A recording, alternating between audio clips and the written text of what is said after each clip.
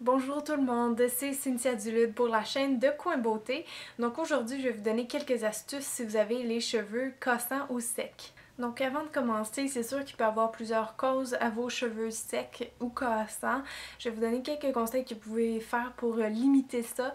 Donc mon premier conseil, c'est probablement un truc que vous allez peut-être pas écouter, c'est-à-dire il faut couper ses cheveux. Donc si vos cheveux s'en viennent pas mal abîmés, le meilleur conseil que je peux vous donner, c'est d'aller les faire couper parce qu'ils vont pousser vraiment plus vite, ils vont être plus forts, plus beaux. Quand c'est magané à un tel point, des fois on n'a pas le choix de les faire couper pour recommencer d'un bon pied. Aussi, si vous avez l'habitude de mettre souvent des élastiques dans vos cheveux et de porter toujours les cheveux attachés, c'est bon de temps à autre de les laisser lousses pour qu'ils respirent, pour pas qu'ils se cassent trop. Surtout quand vous avez des élastiques rigides comme ça aide vraiment à les briser. Donc surtout aussi quand vous dormez, essayez de pas prendre l'habitude de faire des chignons ou de faire une queue de cheval.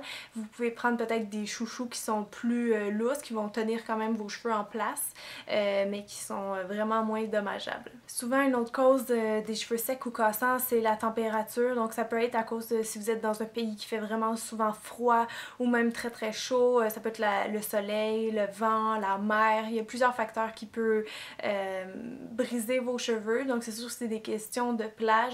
Il existe des produits qui protègent les cheveux que si vous allez souvent à la mer, par exemple. Et si vous vivez dans un pays froid, ce que je peux vous conseiller, c'est de faire souvent des masques pour vos cheveux, des revitalisants.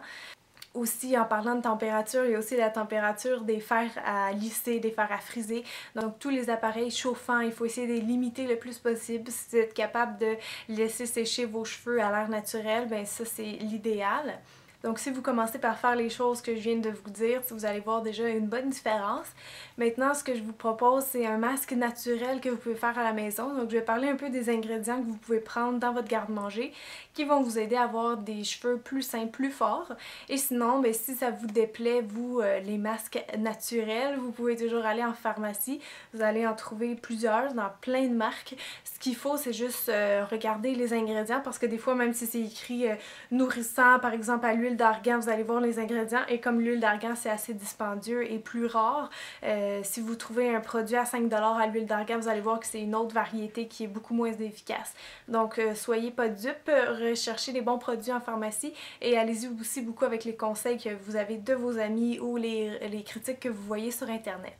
Donc je vais vous faire un petit récapitulatif de tous les ingrédients maison qui peuvent vous aider à avoir des beaux cheveux.